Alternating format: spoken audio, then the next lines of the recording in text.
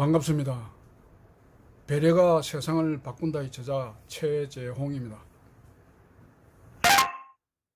우선 제 소개부터 하겠습니다.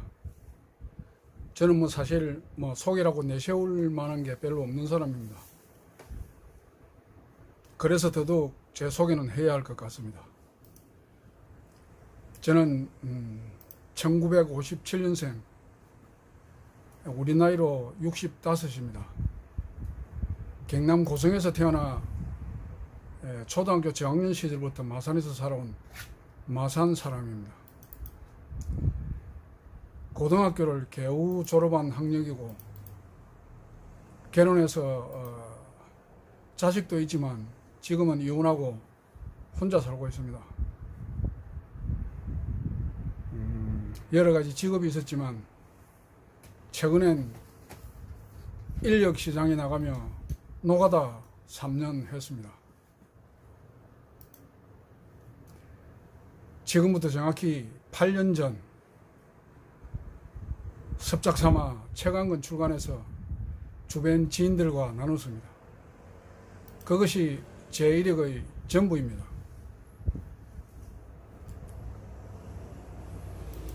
세상에 할 이야기가 있었습니다. 제가 아니면 아무도 못할 거라는 확신이 있습니다. 착하게 살아라. 제 어릴 적 오랜 친구가 어느 날 오랫동안 객지 생활을 떠돌더니 어느 날 중병으로 병원에 입원했다기에 병원의 문병관이 대뜸 그렇게 이야기합니다. 착하게 살아야 한다고 합니다. 정직하게 살아야 된다고도 합니다. 스님의 이야기를 들어봐도, 수녀님의 책을 읽어봐도, 심지어 유튜브 동영상을 봐도 모두가 그렇게 이야기합니다. 그런데 여러분,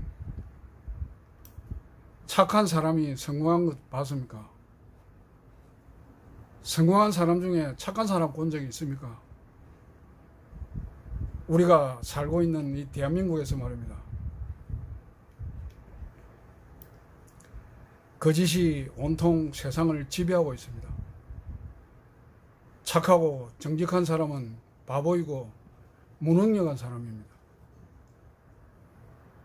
배려가 손해가 되고 선의로운 행동이 잘못된 것으로 왜곡이 되어 돌아옵니다. 제 이야기가 틀렸다고 생각하시면 반박해 주십시오. 저도 제 이야기가 틀렸으면 좋겠습니다. 하지만 세상이 이렇게 흘러가서는 안 됩니다. 이제는 바뀌어야 할 때입니다. 정직함이 존경의 대상이 되고 배려가 아름다움으로 남아야 합니다.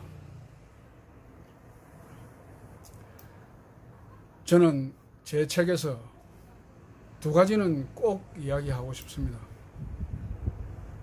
하나는 긍정입니다. 그래서 세상은 아직도 살만하다라는 긍정의 메시지를 전달하고 싶습니다.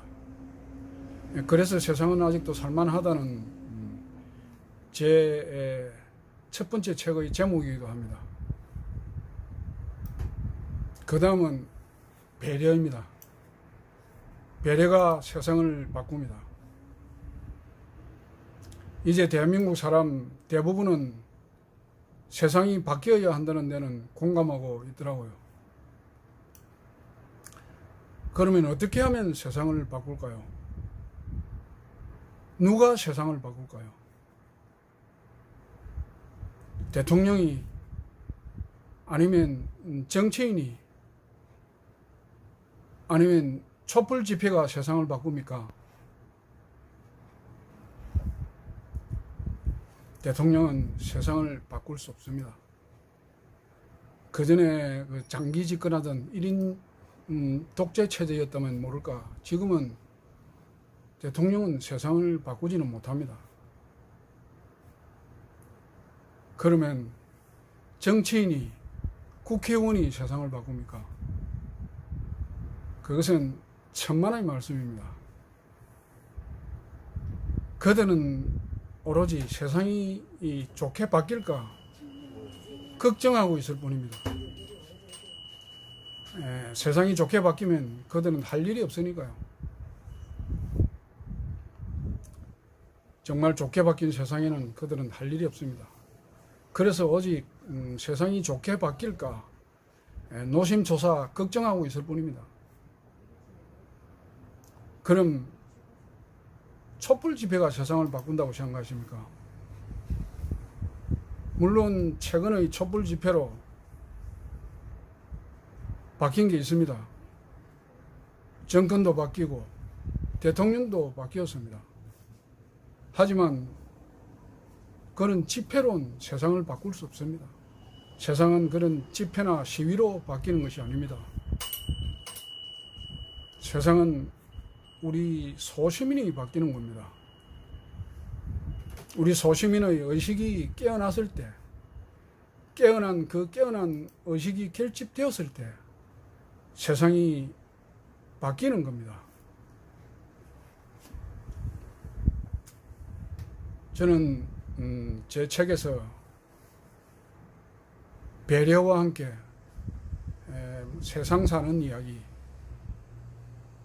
그리고 제가 살면서 배우는 이야기, 또 하나는 세상에 바라는 소망 등을 중심으로 약 80여 가지의 소제목으로 구성했습니다. 그러니까 분량은 한 328쪽이니까 상당히 책의 분량은 좀 큽니다. 일반적으로 생각하시는 조그만 수필집이나 시집 정도로 생각하시면 그보다는 좀 클 겁니다.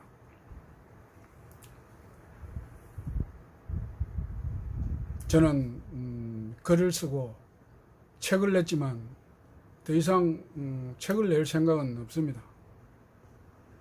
저는 다만 세상에 할 이야기를 했을 뿐입니다. 할 이야기가 있었기 때문에 그래서 이야기를 했을 뿐입니다.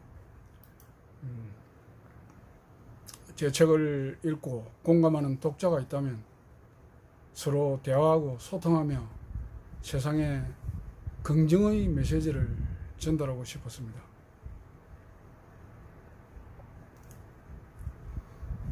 작금의 세상은 정말 어른이 없습니다. 어른이 있어야 참 쓴소리도 하고 좋은 말도 하는 어른이 있어야 할 건데 지금 세상에는 어떻게 된 일인지 어른이 없습니다.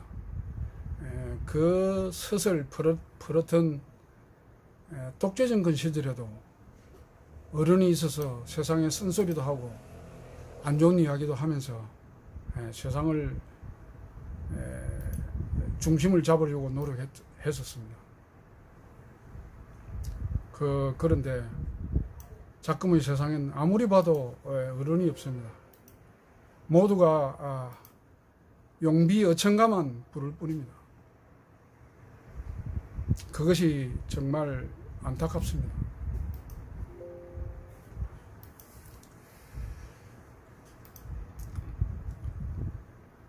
그래서 이야기를 했고 했을 뿐입니다.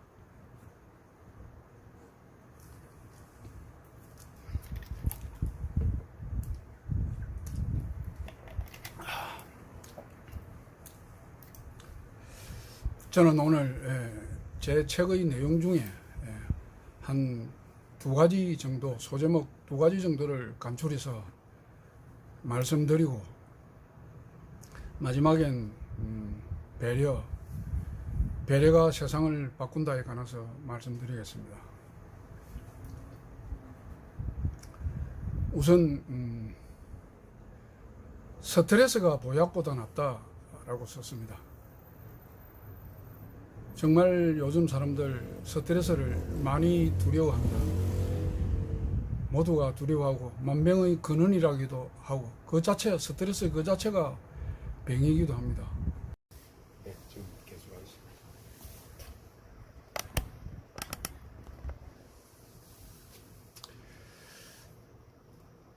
스트레스, 정말 세상 사람들이 두려워하는 거죠. 모두가 스트레스로 인해 모든 병의 근원이라고도 이야기합니다.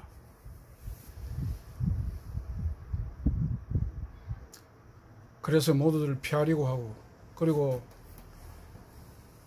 사람들은 세상에서 스트레스를 받지 말라, 그런 이야기를 합니다. 그런데 사실은 스트레스를 받지 말라라는 그런 말은 조금 잘못된 표현입니다. 스트레스를 받고 싶다고 받고, 받기 싫다고 받고, 물론 자기 의지대로 되는 것은 분명히 아니죠. 그래서 그만큼 스트레스가 두렵고 무서운 존재라는 이야기인데, 실은 제가 생각하는 스트레스는 그렇지 않습니다. 스트레스는 정말 좋은 겁니다. 스트레스가 있기 때문에 내가 이렇게 성장한 겁니다. 자기의 모습을 한 번 정도 한번 돌아보십시오. 여태껏 이렇게 내가 이 자리에 있는 것이 결국 스트레스를 받으면서, 그 스트레스를 극복하면서 그렇게 이 자리에 있는 것 아닙니까? 이제는 스트레스가 피하려고 하는 존재가 아니라 나와 한 몸이라는 인식, 그런 인식을 꼭 가질 때입니다. 피하지 못하면 즐기라라는 말도 있지만, 물론 즐긴다는 말은 쉽지만 그렇게 즐기기 쉽지는 않죠. 그렇기 때문에 이젠 어쩔 수 없이라도 스트레스와는 나와 떨어질 수 없는 존재라는 걸 인식하면서 그 스트레스를 피하려고만 하지 말고 스트레스와 함께 내 인생을 함께 한다고 생각하시면 그렇게 스트레스가 두려운 존재만은 아닐 겁니다. 요즘 사람들 정말 운동 많이 합니다. 여러 가지 남녀노소 할 것 없이 자기 몸을 생각해서 그렇게 운동을 열심히 합니다. 저도 사실 운동을 좀 많이 하는 편입니다.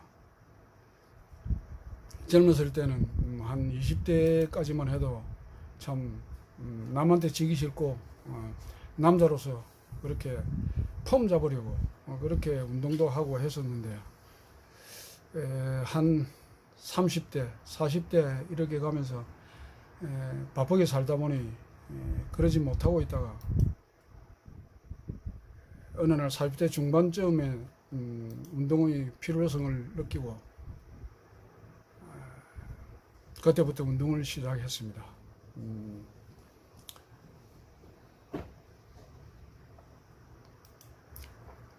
대중목욕탕이나 사우나 같은 데를 가보니까 저보다 한 10년, 20년 이렇게 나이 먹는 분들, 지금의 저 나이 정도죠. 그런 분들 보기가 참 안 좋더라고요. 배는 볼록 나오고 팔다리는 가늘고 올챙이 배처럼 해가지고 그렇게 있는 모습을 보고 저도 나도 이렇게 얼마 안 했으면 저런 모습이 되겠구나, 그렇게 생각하니까 정말 참 스스로가 초라해지더라고요. 그래서 그때부터 운동을 시작을 했는데 지금까지 하고 있습니다. 헬스클럽이라든지 여러 가지 운동도 하고 했었지만 지금 여러 가지 여건상 다른 운동은 잘 못하고 산행을 하고 있습니다. 등산을 지금 정확하게 18년째 하고 있습니다. 마산에 좋은 산이 있지 않습니까? 그 산을 왕복 2시간 걸리는 산을 18년째 계속 하고 있습니다. 지금은 일주일에 한 5일 이상 이렇게 다니고 있습니다. 그렇게 열심히 다니다 보니 몸도 많이 좋아졌습니다. 지금 제가 느끼는 것은 한 20년 전 운동하기 전보다 훨씬 좋아진 것 같습니다. 지금이 물론 모습은 나이가 있으니까 어쩔 수 없겠지만, 머리도 허옇고 이렇게 변해서 어쩔 수 없겠지만 마음도 그렇고 제가 느끼는 제 몸은 지금 한 40대 정도 때보다 훨씬 가볍고 몸도 좋습니다. 그렇게 운동을 열심히 하면은 몸이 좋다는 건 다 아시죠? 그래서 그렇게 운동을 참 계속 하시는 분들께 한번 물어보겠습니다. 제가 말은 이렇게 쉽게 하지만 운동을 쉽게 이렇게 뭐 소풍 가듯이 장난하듯이 놀러 가듯이 그렇게 운동을 합니까? 그런 것은 아니죠.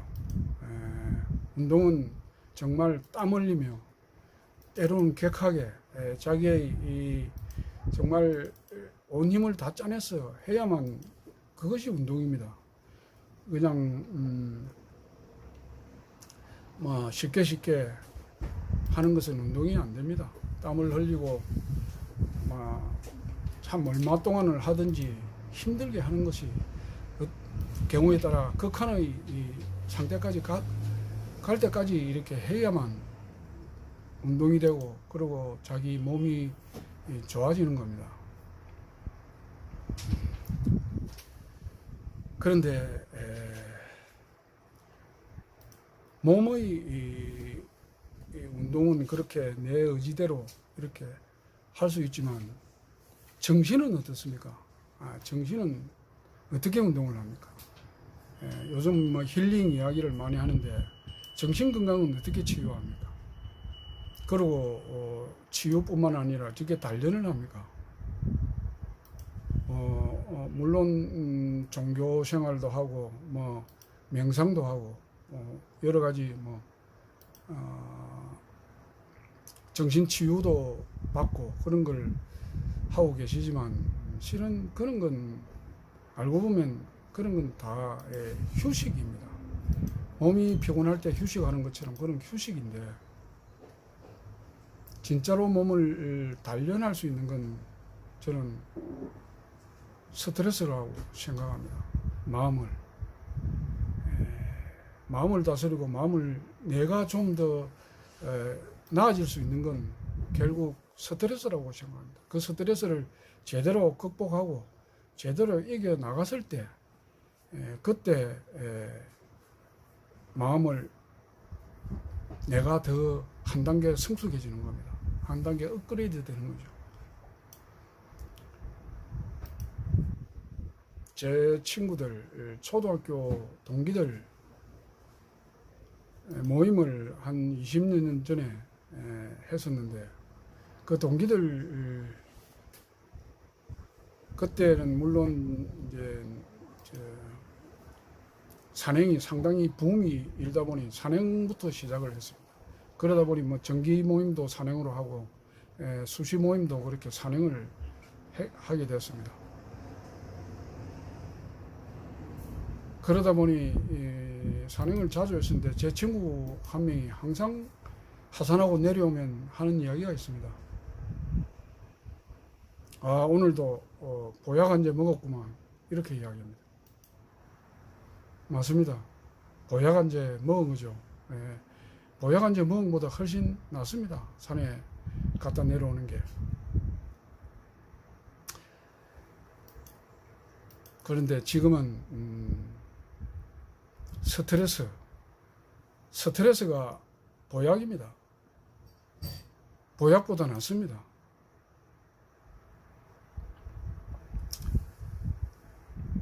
또 한 가지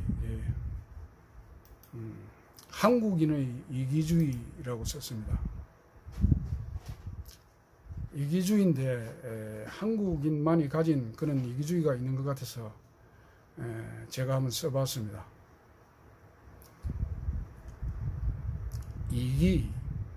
이기를 우리 한자로 그대로 풀이해보면 이롤리 자기 기 아닙니까? 자기를 이롭게 한다는 거죠. 그건 정말 좋은 이야기입니다. 세상의 모든 생물은 이기적으로 지금부터라도 사촌이 논을 사면 진정으로 축하해 줍시다. 아니 뭐 요즘은 논을 살 일은 별로 없을 겁니다. 아마. 사통이 빌딩을 사든지 안 그러면 뭐 큰 건물을 짓든지 하면은 진정으로 축하해 줍시다. 그러면 혹시 합니까? 나에게도 뭐 조그만 가게짜리 하나 내줄지.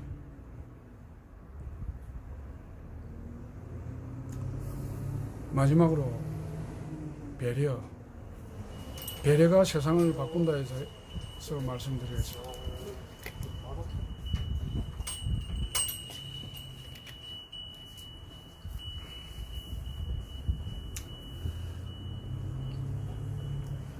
저는 배려를 이야기하면 항상 운전을 떠올리고 운전을 말합니다. 운전이 이 시대에서 가장 배려가 필요한 부분이라고 저는 생각합니다. 방어운전이라고 하는데 방어운전이 바로 배려입니다. 나만 생각하는 것이 아니라 나의 운전만 생각하는 것이 아니라 주변의 여러 차량의 움직임과 여러 가지 주변 차량과의 소통, 주변을 배려해서 주변이 불편하게 되지 않게 그렇게 운전하는 것이 방어운전이고 그것이 배려입니다. 저는 지금 올해로 32년째 무사고 운전자입니다. 15년 영업용을 비롯해서 지금 뭐 32년째 아직까지 운전대를 놓고 있지는 않습니다. 그러니까 뭐 장롱면허는 아닙니다. 그래서 제가 지금 초보 운전자들이라든지 이제 운전이 서툴고 지금 이제 운전을 배우는 사람들 있으면 혹시라도 좀 운전하는데 안전운전하는데 도움이 되지 않을까 싶어서 제가 운전에 대해서는 이야기를 많이 하는 편입니다. 실은 32년 무사고 운전이 저로서는 상당히 자랑입니다. 제가 이렇게 살면서 인생을 65년을 살면서 자랑할 만한 게 있다면 바로 뭐 이것 하나입니다. 실은. 그래서 그 운전에 관해서 한 3가지만 말씀드리겠습니다. 우선 차량의 점검을 잘 하시라는 겁니다.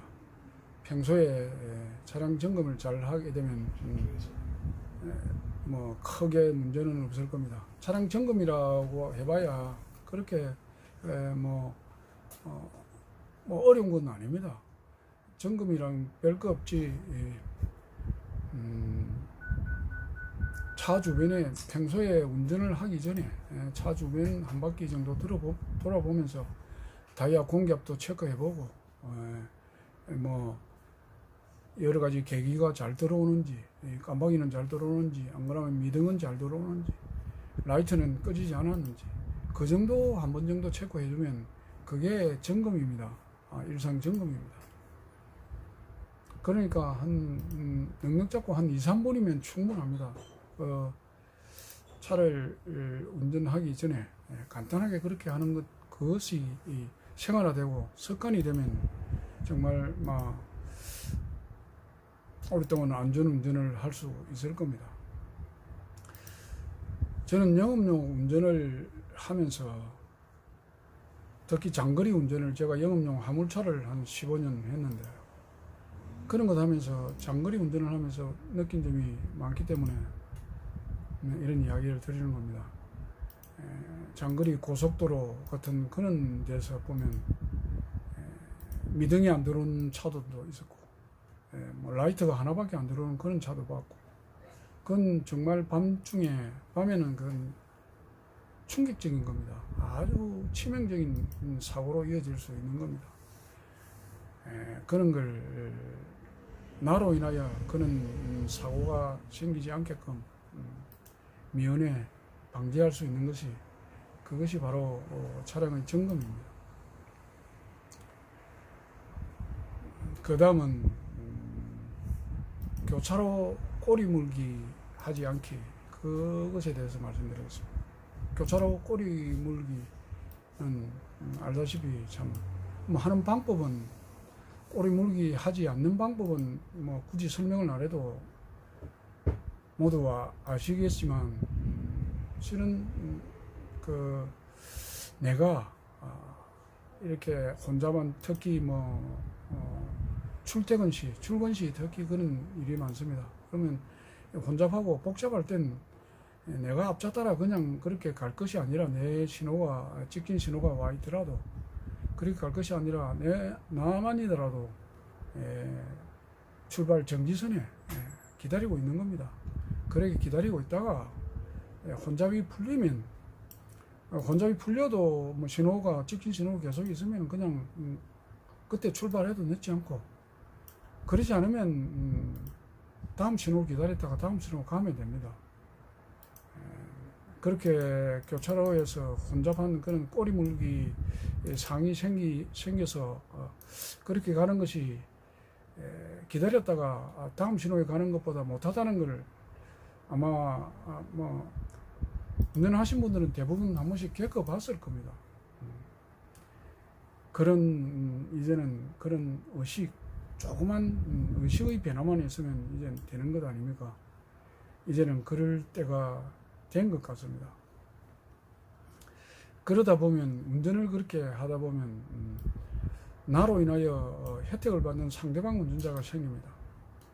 분명히 나를 가로지르는 그런 차가, 내가 이 혼잡하게 진입 안 함으로 해서 자기가 혜택을 받고 본 사람이 분명히 있습니다. 본 운전자가. 그러면 그 운전자 아마 나와 눈이 마주치면 고맙다고 손 흔들어주며 갈 겁니다. 그러면 기분 좋지 않습니까? 정말 뿌듯합니다.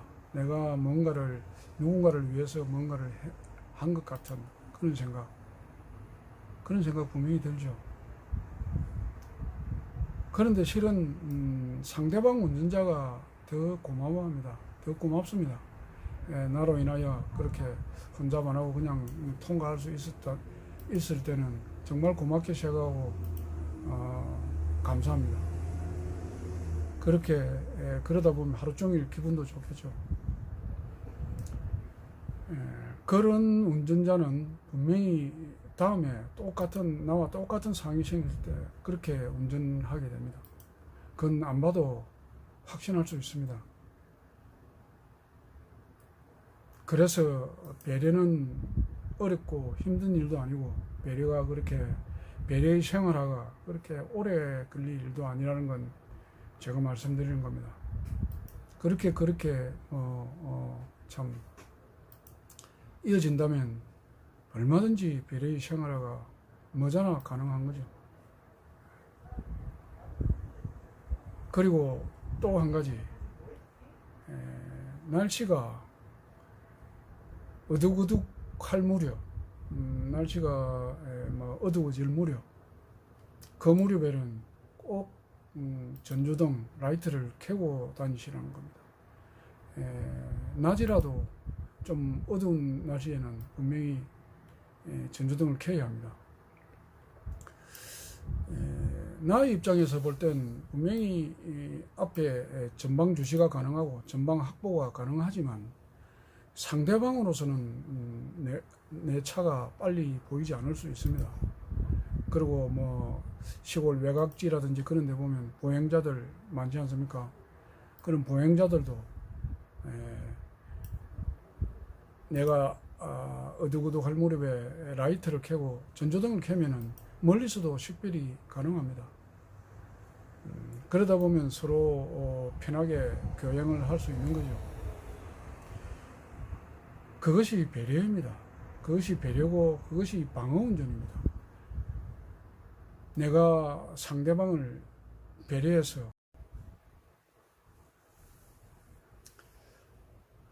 상대를 배려해서 내가 안전해지고 상대도 안전해지는 겁니다. 그것이 배려이고 그것이 방어운전입니다.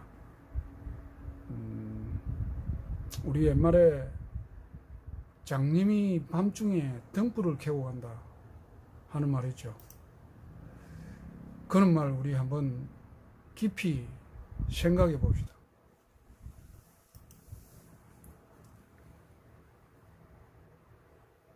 최진석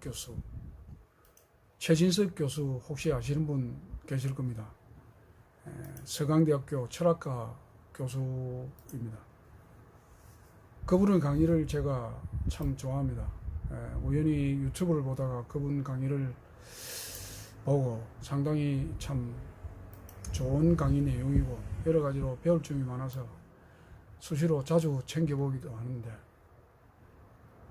오늘 우리 우연히 TV를 켰다가 그분 강의를 최근에 있었던 강의니까 그분 강의를 봤는데 조금 생각나는 부분이 있어서 잠깐 인용할까 합니다.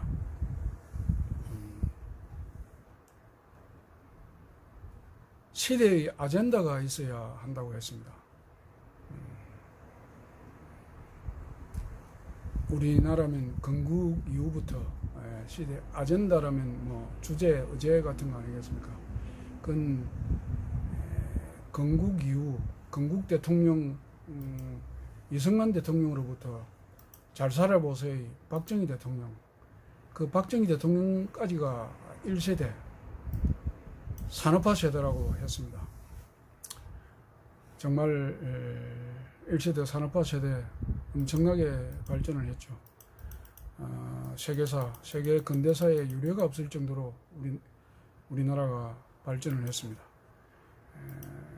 제가 알기로는 1970년 초반 그 무렵만 해도 세계 최빈국 중에 하나였습니다. 우리나라가 북한보다 못 살았습니다. 그랬던 것이 지금은 어떻습니까? 지금은 세계 10위권의 경제 대국입니다. 그것은 뭐 두말할 필요도 없이 그분들의 피나는 노력과 희생이 있었던 거죠. 뭐 정치적으로 뭐 잘잘못 이런 걸 따지기 전에 그분들의 그 희생은 우리가 분명히 인정해야 할 것입니다.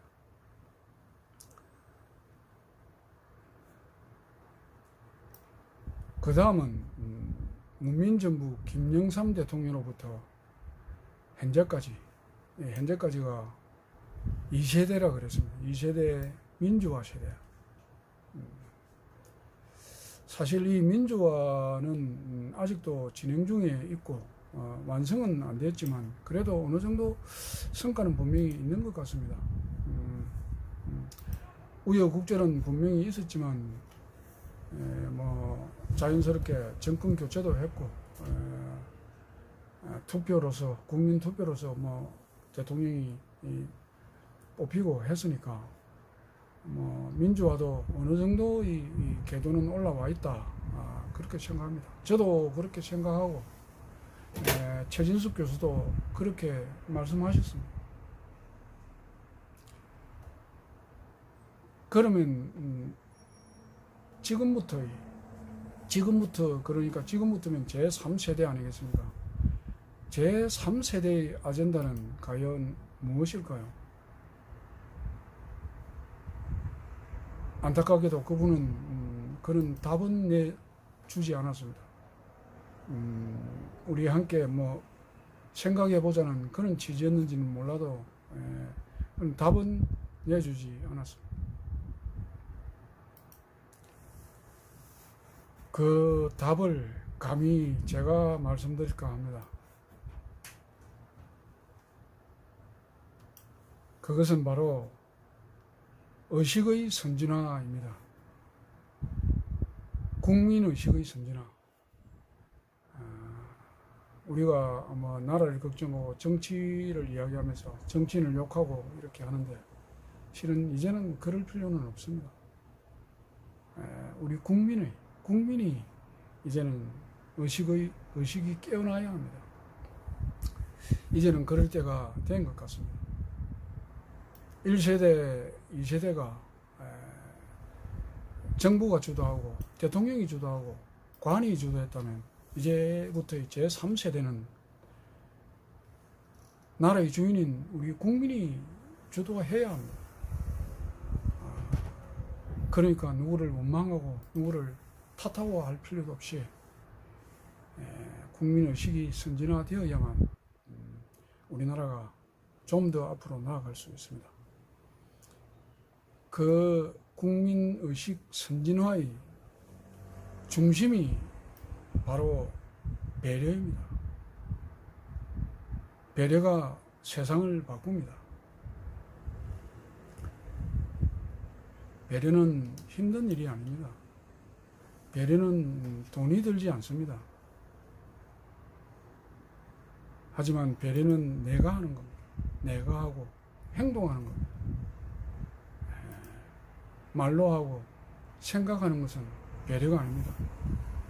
행동했을 때 그것이 배려입니다. 그렇게 나의 행동으로 인하여 상대방도 똑같은 행동을 하고 그렇게 이어지는 것이 그것이 배려의 아름다움입니다. 요즘으로서 실은 배려 이야기를 부쩍 합니다. 제가 가만히 한번 생각해 보십시오. 한 10년 전만 해도 배려라는 단어를 사회에서 이렇게 보기가 쉽지 않았습니다. 저도 물론 마찬가지입니다. 저도 젊었을 때는 정말 한 40이 되기 전까지만 해도 배려라는 말이 무슨 말인지조차도 몰랐고 그런 생각도 못했습니다. 바쁘게 살다 보니까. 세상이 뭐 전쟁터였으니까요. 그렇게 살다 보니 몰랐는데 이젠 어느 매체든지 배려 이야기를 많이 합니다. TV에서도 배려 이야기를 하고 제가 얼마 전 서울에 지하철을 타니까 서울에서도 그런 이야기, 지하철에서도 배려를 이야기합니다. 이젠 우리 국민의 의식이 깨어날 때가 된 것 같습니다. 그건 어찌 보면 시대적 소명인 것 같습니다. 그런 게.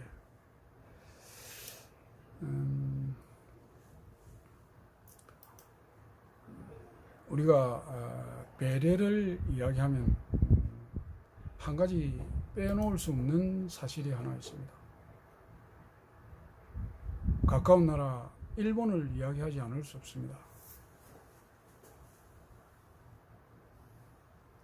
일본을 우리가 욕도 많이 하고 참 매우 싫어하는데 그렇지만 배울 건 배워야 하지 않겠습니까?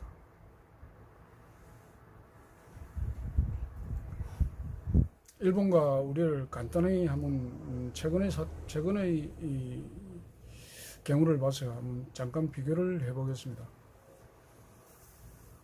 경제력 어떻습니까? 물론 아직도 일본이 경제 대국이고 한 거는 맞습니다만 우리도 그렇게 많이 따라갔지 않습니까? 이제는 뭐 일본에 크게 뒤질 일은 별로 없습니다. 물론 제가 뭐 전문가가 아니니까 그는 구체적인 통계를 이야기하지는 못하지만 지표를 이야기하지 못하지만 우리나라도 분명 경제력으로서는 일본에 그렇게 많이 뒤지지는 않는다고 생각합니다. 다들 그렇게 인식하고 계실 겁니다. 그러면 정치력, 정치는 어떻습니까? 정치는 그들도 썩었습니다. 온갖 거짓과 부정과 부패가 난무하고 그 거짓과 부정의 가장 정점에 있는 것이 정치고 정치인입니다. 얼마 전까지 최근까지만 해도 그렇게 서로 멱살 잡고 싸우는 거 TV에서 간혹 목격하기도 했지 않습니까? 그러니까 정치는 우리와 다를 게 하나도 없습니다. 그러니까 정치는 말할 필요조차 없는 거죠.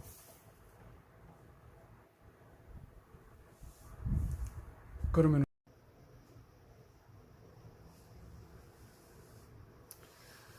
정치는 그들도 썩은 건 마찬가지입니다.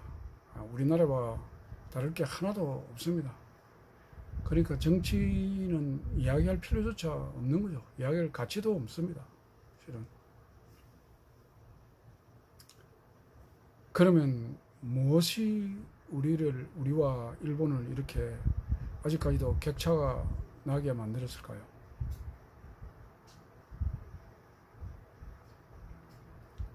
그것은 바로 국민의 의식입니다. 의식 수준입니다. 배려가 몸에 밴 그들의 의식이 결국 그들을 선진국으로 만드는 겁니다. 선진국이기도 하고 영원히 아마 일본은 선진국일 겁니다. 그런 면에서. 그 의식은 정말 세계 어떤 나라도 인정하는 그런 겁니다.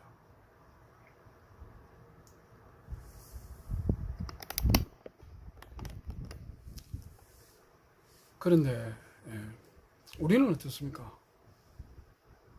우리가 언제부터 이렇게 배타적이고 이기적이었습니까? 우리 민족이 원래부터 그렇진 않았지 않습니까? 우리나라만큼 이렇게 인정 있고 참 인정 있는 나라는 그렇게 세상에 그렇게 많지 않을 겁니다. 그러던 것이 최근의 해방 이후 갑작스런 서구 문물을 받아들인 과정에서 민주화 그리고 산업화하는 과정에서 참 세상을 그 전쟁터처럼 살다 보니 그렇게 그 아름다운 우리의 정신 문화를 잠깐 잊어버린 것 같아요. 잠깐 어디 두고 온 것 같아요. 앞만 보고 살면서 양옆은 돌아보지도 못하고 오로지 자기 앞만 보고 가다가 이젠 그러다 보니 주변을 돌려볼 여유가 없지 않았습니까? 하지만 지금은 어떻습니까? 먹고 살만하고 어느 정도의 여유가 있어야 되는데 아직도 그 여유를 찾지 못하고 있는 것 같아 많이 안타깝습니다. 우리가 만약 우리 민족이 그 정말 그 아름다운 정신 문화를 다시 되찾아온다면 우리가 세상에서 가장 뛰어난 나라가 될 겁니다. 저는 그렇게 생각합니다. 뛰어난 나라 이전에 세상이 아름답게 바뀔 겁니다. 그 아름다운 세상에서 우리가 한번 살아봐야 되지 않겠습니까? 그 아름다운 세상에서 우리가 살고 그 아름다운 세상을 후손에게 물려줍시다. 감사합니다.